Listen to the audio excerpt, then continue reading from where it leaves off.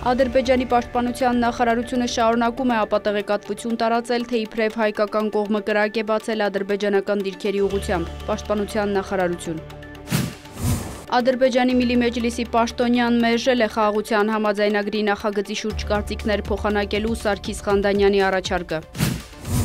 Իրանը մեծ նշանակություն է տալիս Ադրբեջանի հետ հարաբերությունների զարգացմանը, Իրանի նախագահի խորհրդական։ Եթե Միացյալ Նահանգները կամ Իսրայելը ռմբակոծեն Իրանը, Թեհրանը ստիպված կլինի շարժվել միջուկային զենքի ստեղծման ուղղությամբ, Ալի Լարիջանի։